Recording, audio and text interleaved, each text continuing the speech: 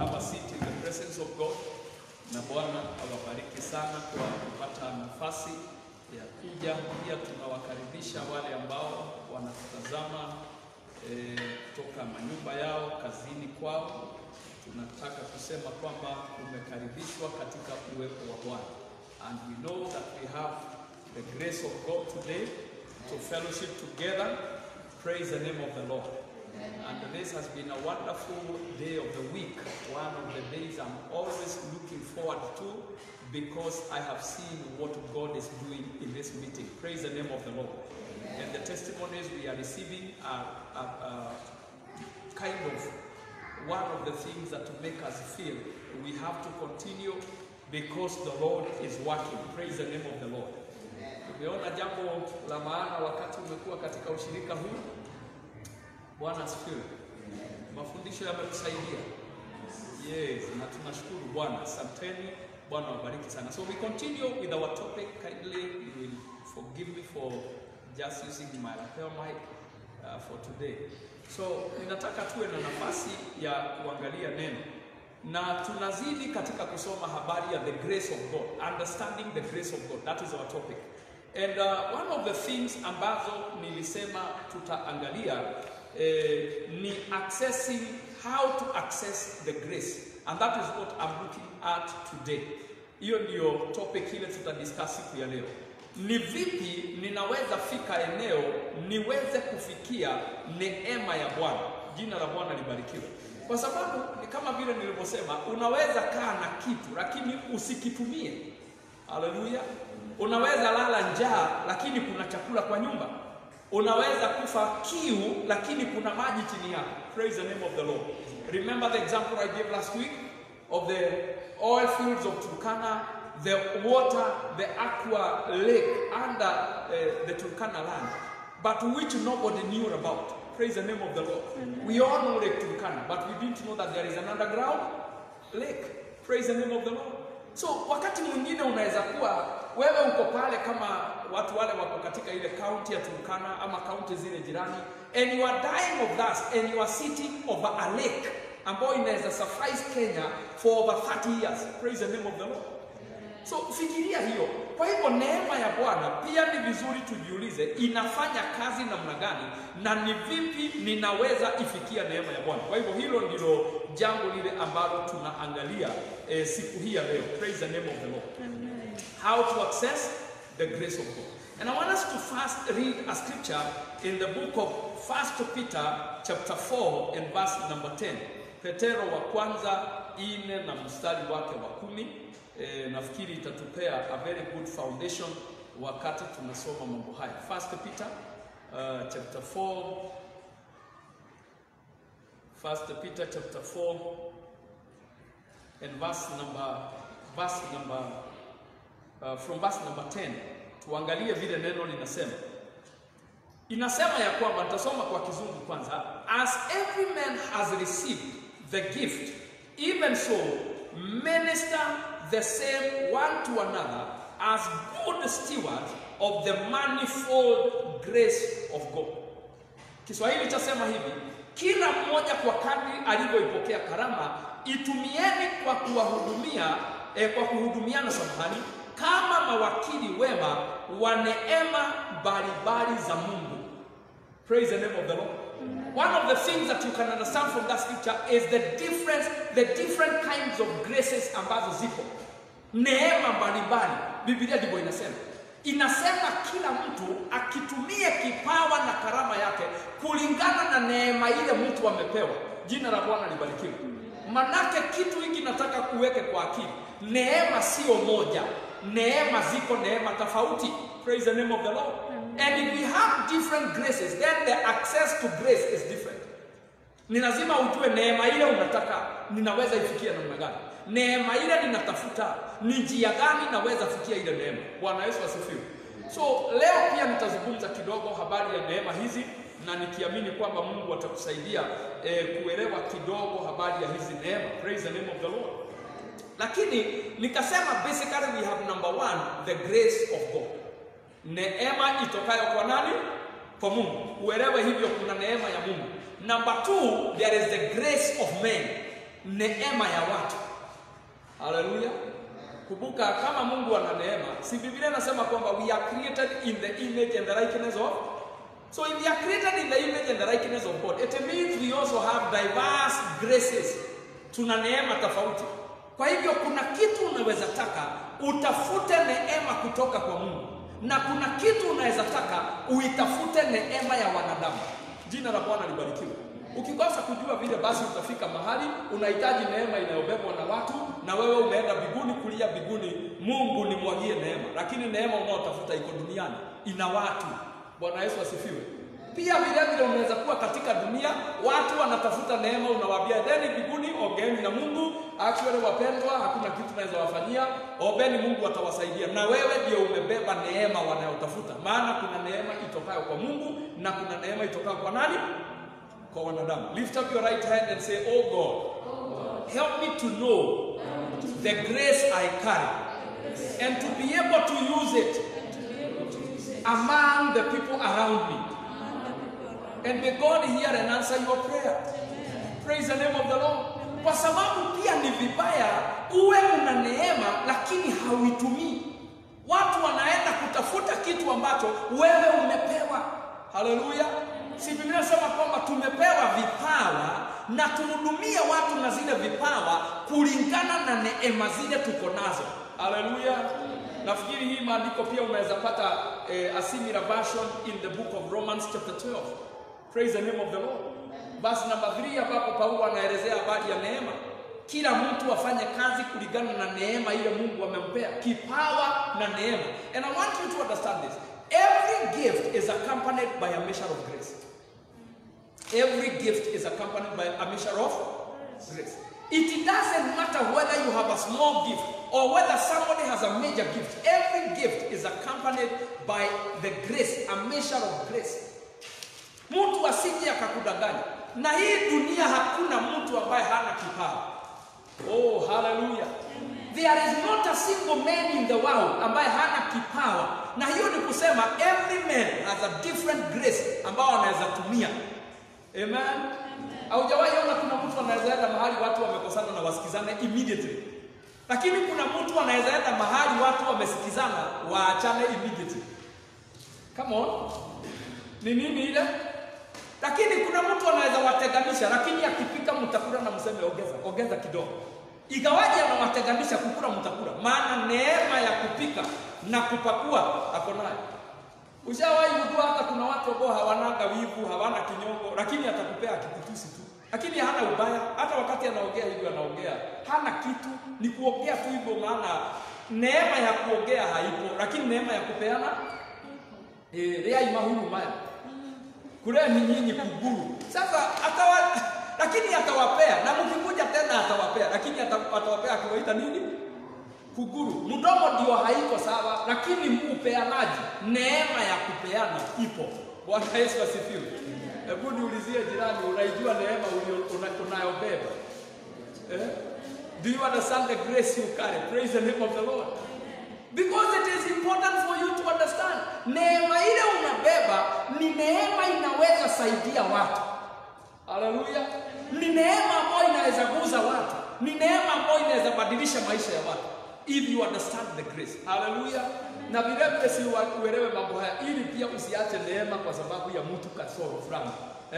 Wanaobeba neema wako na kasoro nyingi sana. By the way, part of the work of the grace is to cover the problems a man has. The misgivings in a person. Praise the name of the Lord. The incompleteness of the person inafunikiwa na nini? Na neema. Kwa hivyo ni kusema ya kwamba usichunguze pia watu kasoro. Ukichunguza kasoro zao, neema walio nayo utaitupa. Amen. Huyu Musa ambaye ni kigugumizi, si ndiye Mungu anatumia? Si ni mtu mnyenyekevu mpaka anaombea watu, anasema Mungu kama unaua watu hata mimi niue. Huyo Musa ndiye aliongea vibaya siku moja akawaambia nyinyi, okay sijui vile aliwaita lakini mimi naonaka tu aliwatusi. Nyangao nyinyi tuwapee maji na my brother hapa. Huyo Musa aliyewaombea wasiuawe ndiye aliwaita nyangao. Ndio aliwaita majina na akawaambia nyinyi hata hamna shukrani. Mtu hata akiwapea nini ya mwetu, lakini ni yule ndugu. Praise the name of the Lord.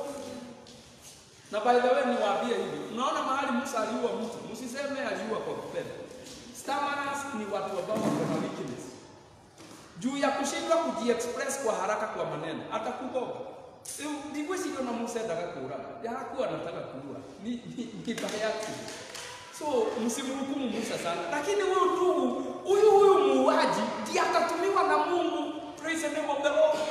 Huyu mtu ambaye ako na mabibi wawili, ama hamjaiona Musa alikuwa na bibi wawili. Bibi yule wa kwanza na mwingine Ethiopia. Amen. Na Ethiopia huwa nawaambia ilikuwa inafika mpaka hapa Kenya. So kuna uwezekano nani alioa hapa tu. Musa alikuwa na kamsijana ya area hii. Praise the name of the Lord. By the way, hata ukijiuliza hii mambo ya Wakikuyu wa Meru hapa tohara walitoa wapi? Walikuja nayo waje? Siuelewe wewe kuna possibility interaction hapa. Tuache hiyo maneno. Praise the name of the Lord. Misri ilikuwa inafika na huku na Kushi zilikuwa zinafika huku. So anyway, tuache mambo mengi.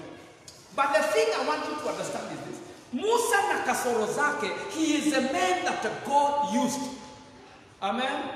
He carried a special grace. Na grace yake ilikuwa an intercessory grace, neema ya kufikisha watu, neema ya kufanya mambo. Lakini Musa shida kubwa yake hasira na mdomo. Na mnajua alikuwa mrawii. Si mnajua Levi alikasirika mpaka wakakatakata ng'ombe hapa hii, tumikia hii. Sasa ng'ombe inakatwa hapa inaketi. Sasa haiwezi hata kukula. Paka baba yake akakasirika akasema hii hasira haijaionekana. Hasira ya kukata ng'ombe. Na unajua ng'ombe hazikuwa na makosa. Praise the name of the Lord. Kijana ndiye amerepu dada yao. Sasa kijana amerepu dada. Ng'ombe zilirepu mtu. Unazikata nini aje huku. Na tena hauchinji ukakule. Ni kuzikata tu ni kama kuwezi. Hasira ikaraniwa. Musa alitoka katika hiyo nyumba. Praise the name of the Lord. Hayo ni mambo ya siku nyingine. Lakini kitu nataka uangalie ni kwamba ukiconcentrate na kasoro za mtu, hautaiona nini? Neema ibebayo. Ukiconcentrate na weakness za mtu, hautaona neema anayobeba. So in the church, let me tell you, and this is one of the things ambazo zimezuia kanisa watu kutumia neema ya mtu na mwingine. Kwa sababu our concentration ni ile makosa ulifanya. Makosa moja ulifanya, hiyo tutaiweka mpaka tutaiandika.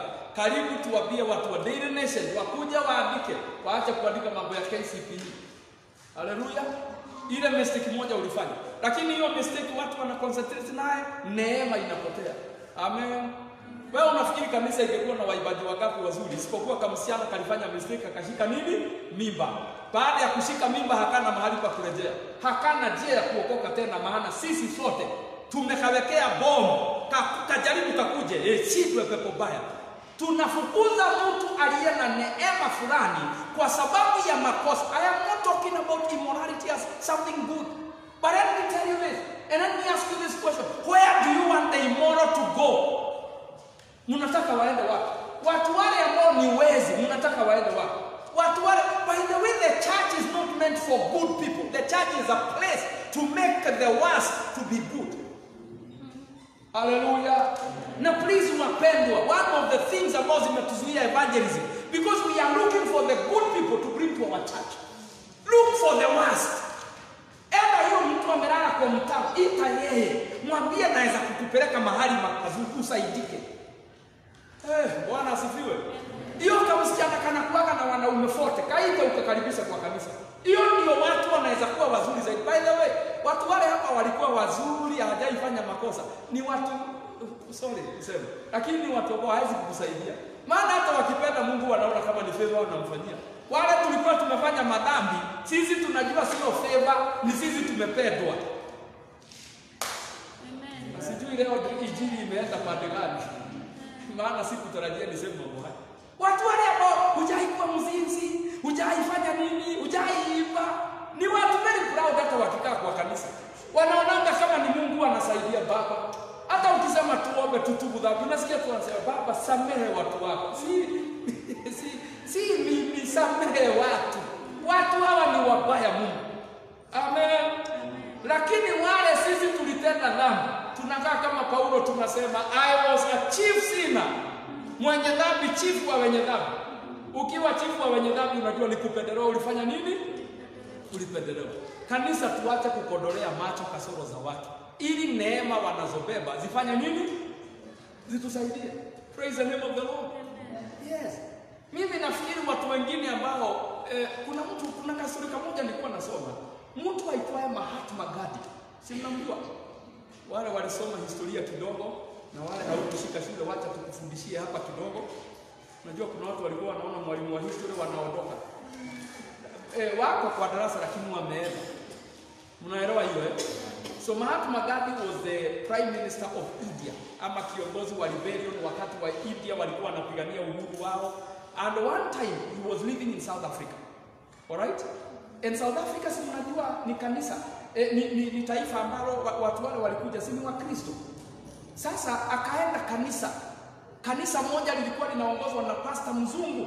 Alipofika kwa ile kanisa, Mahatma Gandhi akaambiwa hauwezi ingia kwa hii kanisa. Hii ni ya wazungu, Europeans only. So you cannot get here. Look for the church ya watu kama wewe. Mahatma Gandhi hakuweza kugoja na hakufanya kitu kingine isipokuwa kuondoka. Na mtu mmoja akasema, we missed an opportunity probably ya kubadilisha India na kuleta Ukristo na njia ya kipekee. Kwa sababu tuliangalia Mahatma Gandhi kwa rangi na mahali ametoka. Bwana Yesu asifiwe. So ask yourself, could I be a partaker of the same problem? Could I be a problem creator within the church? That instead of allowing the graces of God, watu wengine wana neema, wako nje wako na neema. Wanasiwe sana. Wapendwa. Si mimi huwapea mastori zangu. Mimi vitu vingine watu hufanya nimejaribu kufanya.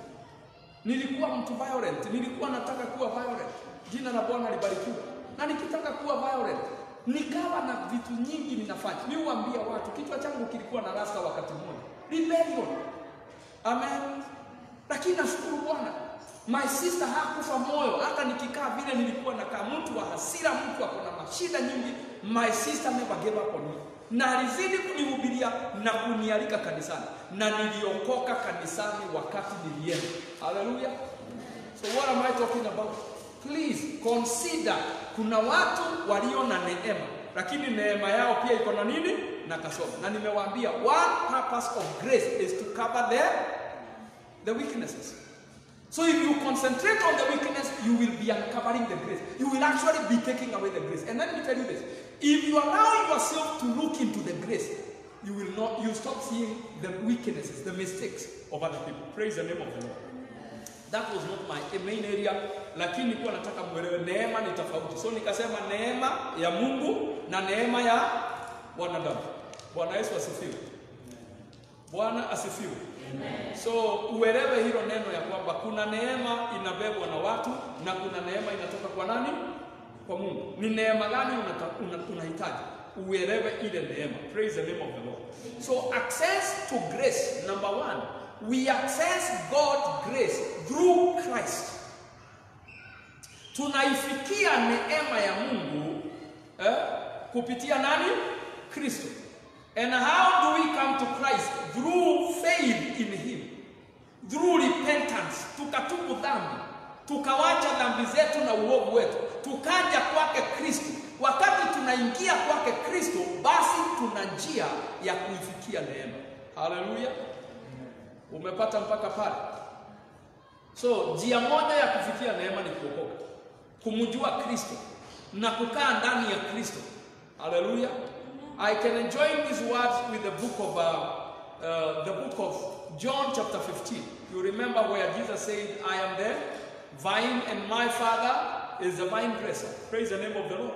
You are the branches. Without me, you can do nothing. Like a branch can bear no fruit unless it remains attached to the vine. You cannot bear fruit without me. So kuna kitu ambao ili kufikia ile neema, ukunywe maji ya kile kisima, ni lazima ubaki umeunganishwa pamoja na Kristo. Bwana Yesu asifiwe.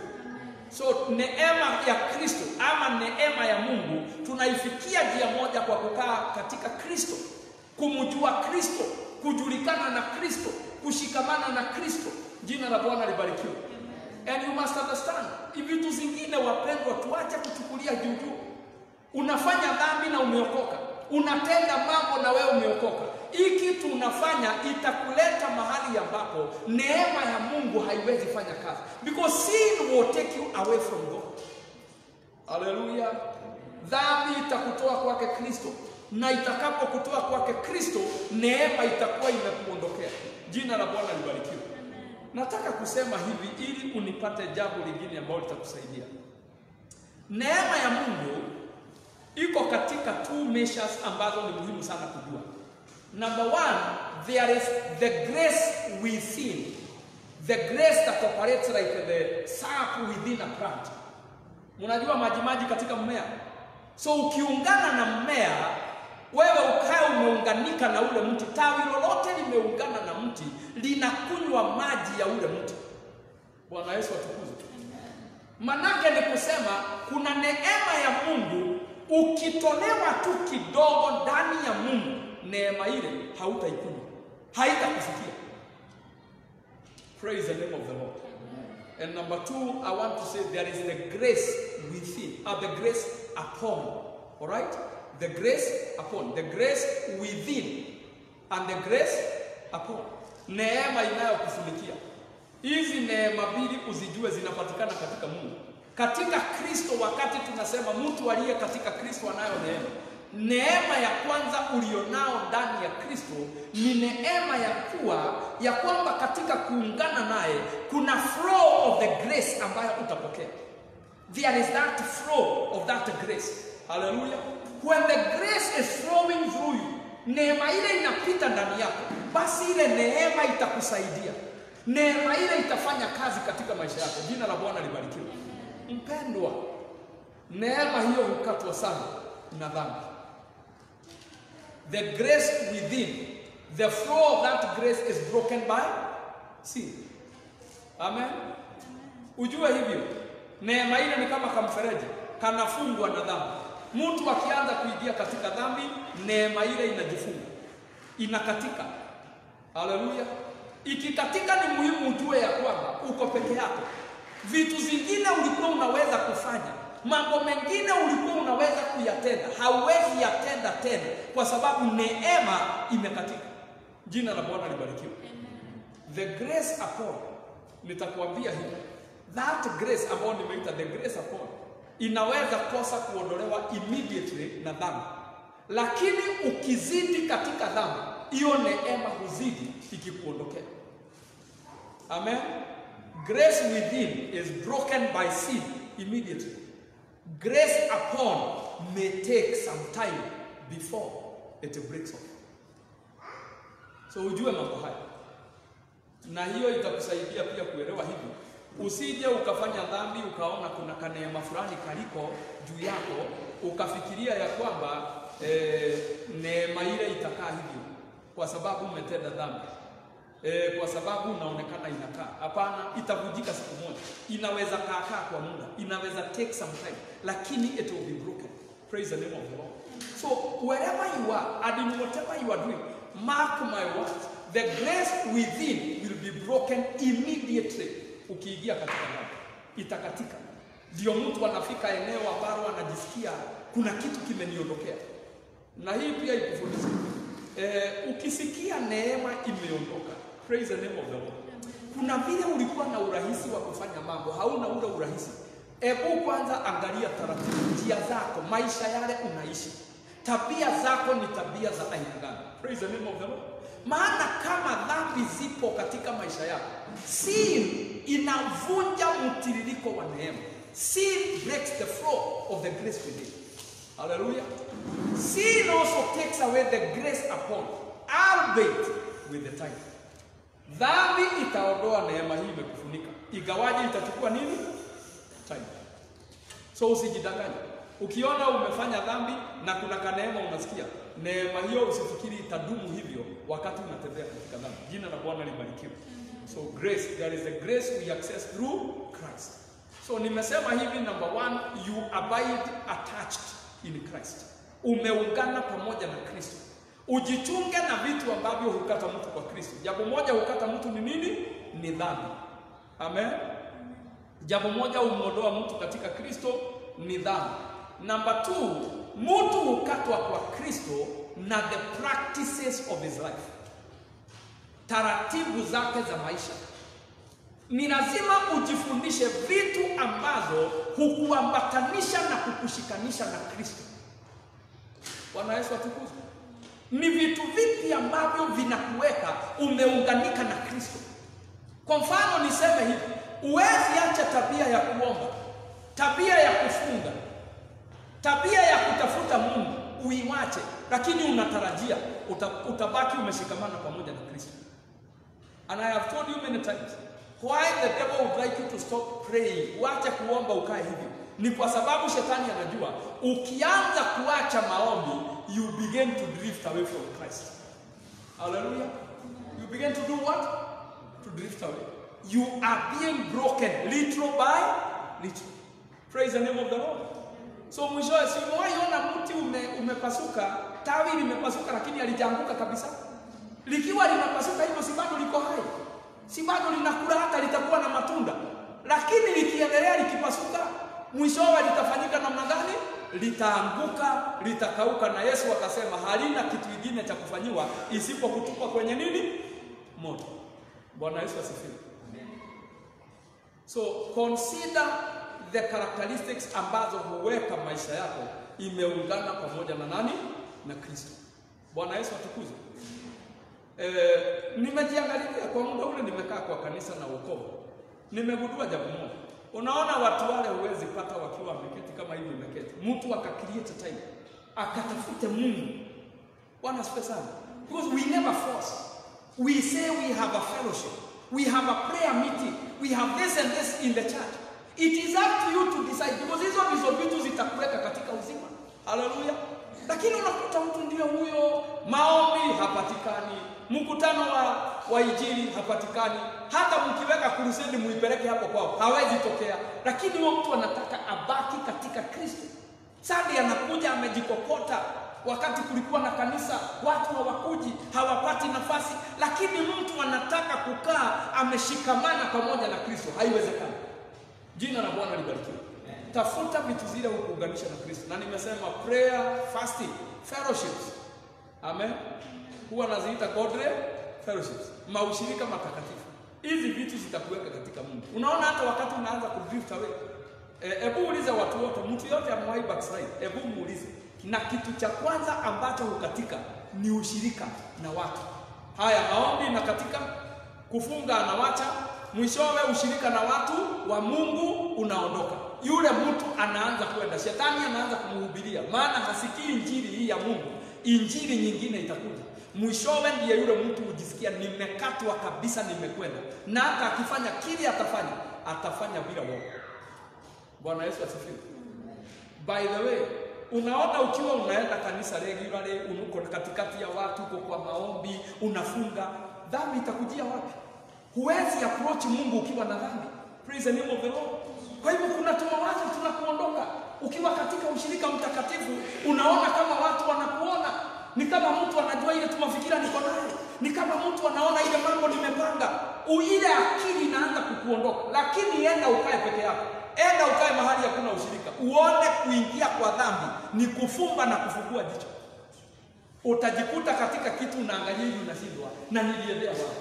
By the way, nobody backslides in a minute. Nobody backslides in a minute. Backsliding huanza bado. Na nafikiri tukimalizana na mambo haya ni vizuri nifundishe habari ya vile mtu anakaa katika kanisa na katika uhusiano wake na Mungu, na mambo yale kuleta backsliding, na vile mtu urudi nyuma, ili wengine wetu tujue mtu urudi nyuma namna gani. Praise the name of the Lord. Anyway, that's a topic for another day. So, si umeelewa, through Christ. Romans chapter 5 verse number 2. Tumesoma? Hatujasoma hiyo? Romans chapter 5 verse number 2. Paulo anasema hivi, hebu nisome kutoka mstari wa kwanza. Therefore, since you have been justified by faith, we have peace with God through our Lord Jesus Christ. Through him, we have also obtained access by faith into his grace, in which we stand and we rejoice. Jina la Bwana libarikiwe. So kupitia Kristo Yesu tumepata njia ya kufikia nini? Neema. Unasikia haya maneno? So ukibaki katika Kristo, ujifundishe yale mambo yanakuweka pamoja na Kristo, ujifundishe zile vitu zitakushikanisha na Kristo, utabaki katika neema. Lakini ukianza kuondokea mambo yale, neema itavunjika, neema itakatika. Na nimesema neema ina mtiririko wake. Praise the name of the Lord. If you abide properly with the grace will flow. If you get the other way of grace, or the round about the grace, you go the other side, neema utaacha kuiona. Tuende mbele kwa sababu lazima mambo haya tuyasome na yaweze kutusaidia. Grace number 2, you can access it as a gift of God, or as the gift of God, kama karama ya Mungu, kama kipawa. Jina la Bwana libarikiwe. Na hii pia ni kusema ya kwamba unaweza fika eneo ambalo you allow yourself to flow with the grace that is a gift of God. Na hii wapendwa, nitawaonyesha neema hii ambayo ni kipawa inakuja mara mbili. The grace that is a gift has two dimensions. Dimension number 1, there is that which you receive freely. Neema ambayo inakufikia tu free of charge. Hakuna kitu umefanya. Ni Mungu anataka chombo cha kufanya kazi. Anakupea neema ya kufanya. Amen. Hapa ndio pale naweza sema kutumiwa na Mungu. Being used by God. Utumiwe na Mungu. Akuinue kama kipawa. Akufanyishe kazi. Lakini si kusema utakaa hapo. Ni neema tu imekufikia. Jina la Bwana libarikiwe. And let me tell you this, my friend. I wish you can understand and tap into the grace of God. Because this grace is available every day. Hallelujah. Ukalifikia eneo ambalo linahitaji mtu anaweza fanya kazi, na wewe hata huna ile hekima, hauna ile masomo. If you tap into this grace, you can do what other men cannot do. Hey, praise the name of the Lord. The gift of God, grace that is a gift of God, ni neema kipawa. Unafanya mambo, unafanya jambo. Jina la Bwana libarikiwe. Unatumiwa na Mungu, unatumiwa kufungua njia mahali ambapo hakuna mtu angefungua. Jina la Bwana libarikiwe. Wapendwa, nimewaambia mara nyingi, kuna vitu nimejikuta nimefanya, lakini baadaye ninaangalia ninashindwa, nimefanya aje? Praise the name of the Lord. I remember I've shared this story many times. One time tulifika kanisani na mimi sikuwa na any idea naweza hubiri ama anything. Mimi nilikuwa tu nimeenda ibada kama kawaida. Jina la Bwana libarikiwe. Tukiwa ibada tumekaa hivi, mimi nimekaa nikaangalia nikaona, na leo kwa kanisa ni kama sioni mhubiri. Unajua, ukiniuliza nilijuaje hakuna mhubiri, mimi siwezi kukuambia. Praise the name of the Lord. Siwezi kukueleza kuliendaje nikawa mimi nitatambua kwamba hakuna mhubiri katika kanisa. But nikaona mke wa pastor amekaa tu kwa comfortable, nikamwandikia kwa ujumbe, nikamuuliza ni nani anahubiri. Wakati wa kukua simu, kwa hivyo nilimwandikia tu karatasi. Aliniambia wewe ndio unahubiri. Jina la Bwana libarikiwe. Nikachanganyikiwa. Mimi sijahubiri tena. That was my first time. Praise the name of the Lord. Nikakaa hivi nikamwambia hapana, hata nilitingiza kichwa tu. Unajua nimepeana karatasi amefukuziwa. Ndio nikatingiza kichwa. Na alipoandika hapo karatasi chini hapo chini ya mahali nilikuwa nimemuuliza swali, akaandika ni wewe. Niliangalia left and right, nikapea ndugu mwingine alikuwa hapo. Nikaona mimi siwezi kuwa mhubiri, na nitahubiri aje? Sijahubiri hata ile umewahi fanya ka practice. Na nyumba imejaa watu. Watu wameketi mpaka tumeketi hakuna nafasi. Watu ni wengi, wengine wameingia mpaka rumu zingine na huko. Sasa uambiwe uhubiri, wazee wa kanisa wako hapa. Utahubiri aje?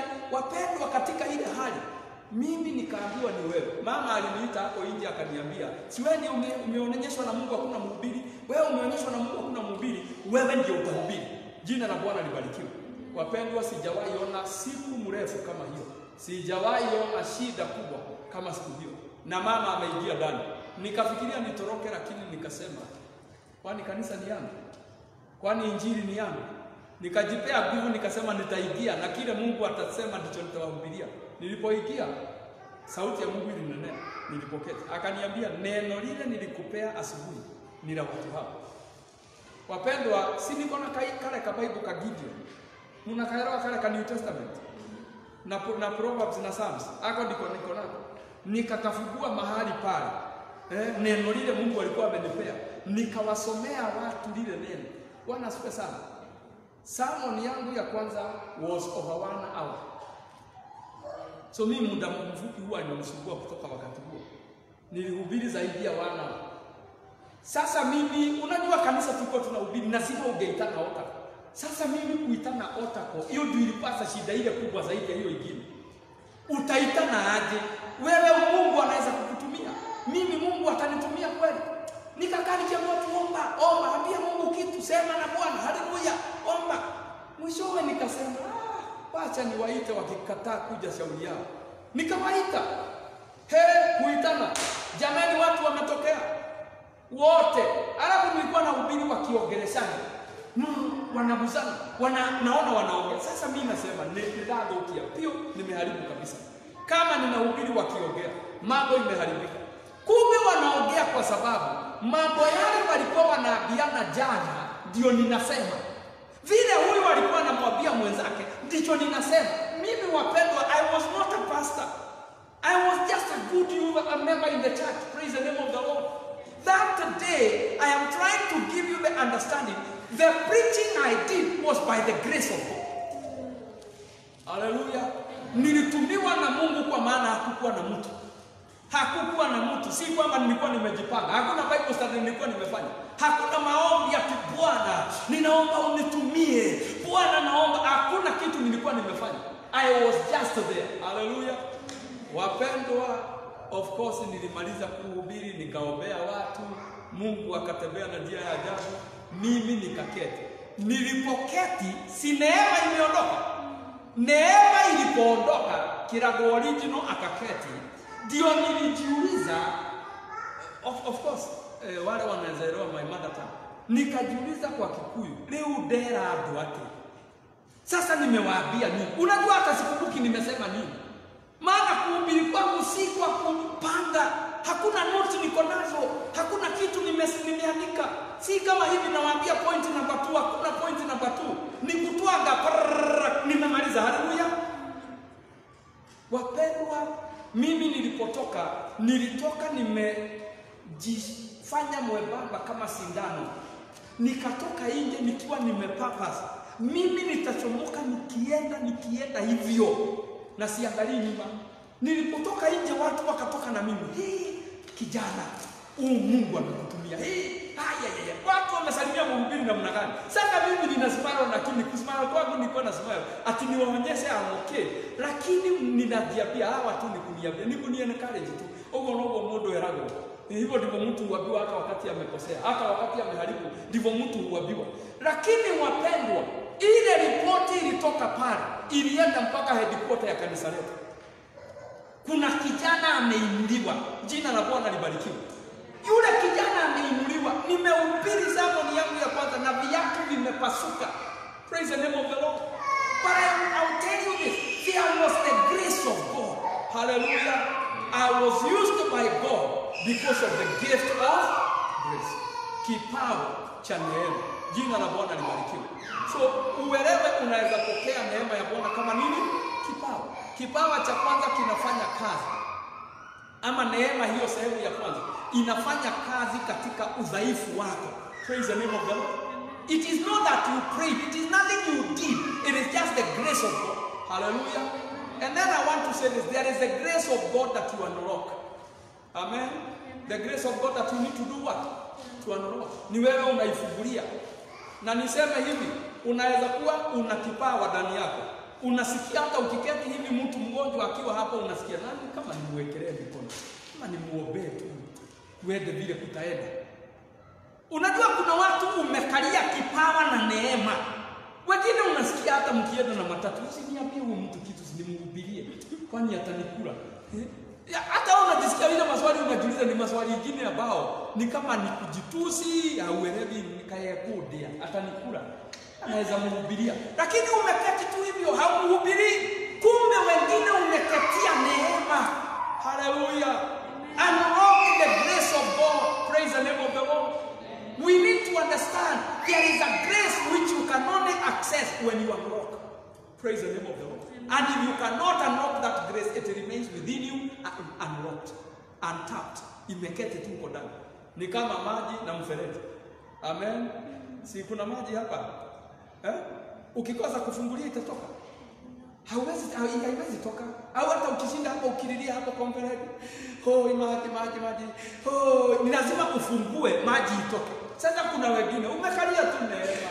Watu wamekaa karibu na wewe. Wanataka neema hiyo, lakini wewe haufanyi chochote. Praise the name of the Lord. Si Mungu akusaidie kuamke ili uweze kuielewa neema ya Bwana. Praise the name of the Lord. Daniel chapter 1 verse 9, Biblia inasema kwamba Daniel received grace from God. Danieli akapokea neema kutoka kwa nani? Kwa Mungu. Praise the name of the Lord. Romans chapter 12 verse 3, as every man has received a measure of the grace of God, for by the grace given to me, I say to everyone, the grace given. Sio neema ile nimetafuta, ni neema ile nimefanya nini? Nimepewa. Nataka uone neema kipawa. Jina la Bwana libarikiwe. 2 Corinthians chapter 9 verse number 14. Na kupea maandiko mengi ili uone ile neema. Chapter 9 verse 14. Biblia inasema namna gani? Inasema ya kwamba while they long for you and pray for you because of the surpassing grace of God upon you. Neema nyingi ya Mungu iliyo juu yenu. Si kuitafuta mmeitafuta, ni kupewa mmepewa. Surpassing. Other scriptures or other versions will say the gift of grace that is upon you. Neema hiyo kipawa neema kilicho juu yenu. Jina la Bwana libarikiwe. Ephesians chapter 3 and verse number 7. Maandiko inasema namna gani? Waefeso 3 mstari wa 7. Of this gospel I was made a minister according to the gift of God's grace. Nilifanyika mhubiri wa injili hii kulingana na kipawa ama ni kipawa. Yes, Kiswahili kitasema kipawa. Kipawa cha neema ya Mungu iliyo juu. So hizi neema Paulo alikuwa. Paul was not a better preacher. He was preaching more than everybody else because of the gift of the grace of God. Hallelujah. Simply unlock the gift of God, the gift of grace. Wapenda. Neema hiyo ambayo huja bila sisi kufanya chochote, si kuomba, si kutafuta, ni kupewa tu tumepewa. And number 2, can we pray that we will also receive the grace of God ambayo Mungu hupeana, ambayo inafanya mtu kufanya mambo ambayo hangeweza. Praise the name of the Lord.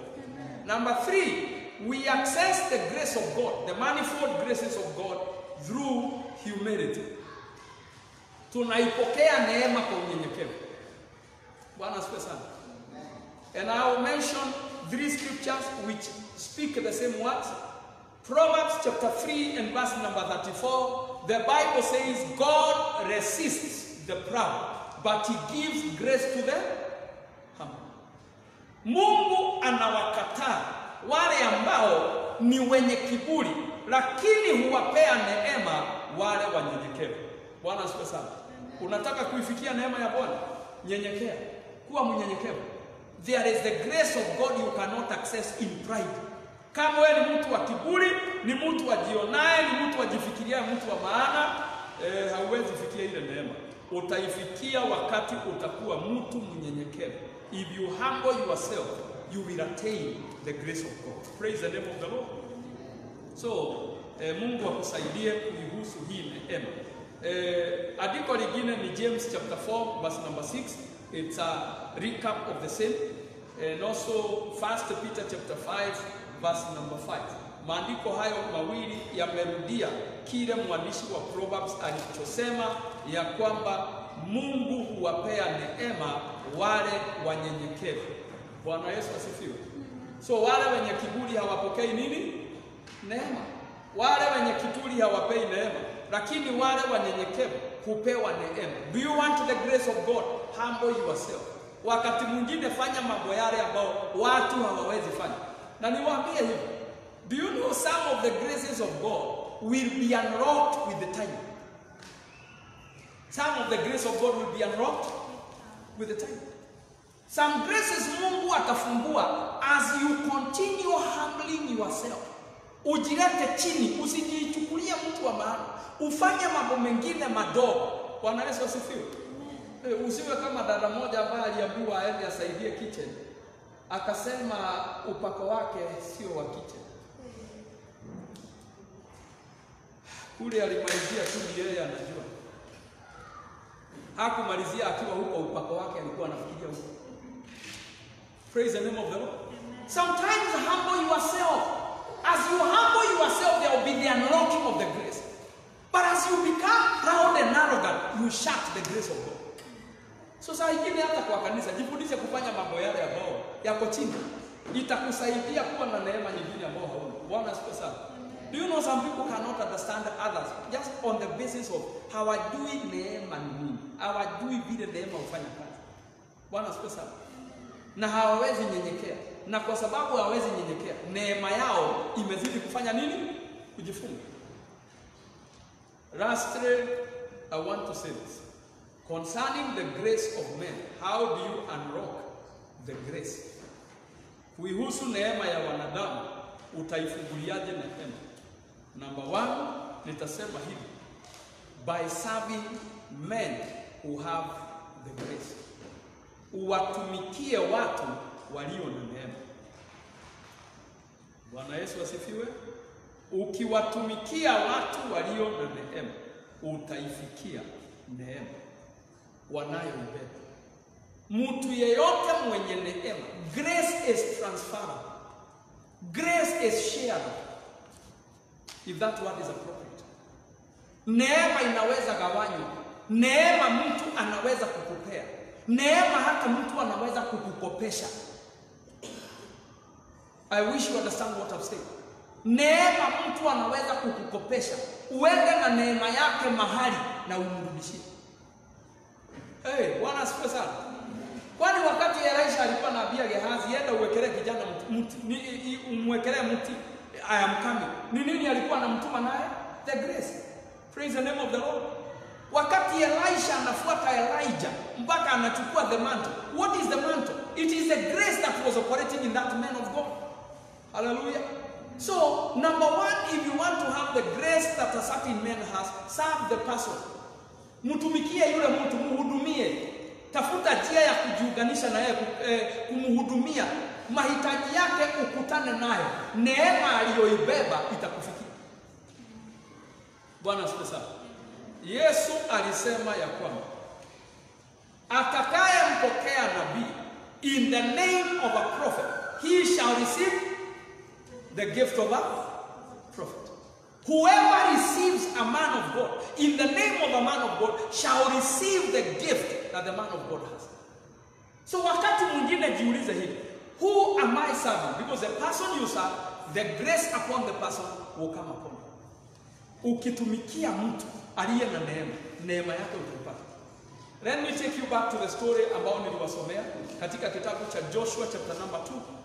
Mnakumbuka about the spies waliofichwa na mama anaitwa nani? Rahab. Wakati yule mama aliwaficha, what happened after that? Her salvation and the salvation of her family. Wokovu wa familia yake. Watu wake hawakuangamia. Wakati mji mzima unaangamia, yeye hakuangamia. Ni nini kilifanya asiangamie? The grace. Alitumikia neema. Alificha watu wenye neema, na alipoficha wenye neema, neema yao naye ilimficha. Hey, praise the name of the Lord. If you serve a person who walks with the grace, you will have the grace. Bwana asifiwe sana. Of course, siongei habari ya kila mtu, naongea habari ya mtu mwenye neema. Umemwangalia, unajua ako na neema. Kama mtu anayo neema, ukimtumikia na ile neema, basi nitakwambia ya kwamba neema yake itafanya kazi kwako. Praise the name of the Lord. So mpendwa, si utafute mtu mwenye neema, umtumikie. Amen. Number 2 nitasema hivi. Walk with a man who has the grace. Utembee na yeye. Na kutembea na mtu sio miguu. tunaongea habari ya safari, mnaenda pamoja. You agree in the faith. You have one stand. Muna msimamo moja, muna kusudi moja. Praise the name of the Lord. So as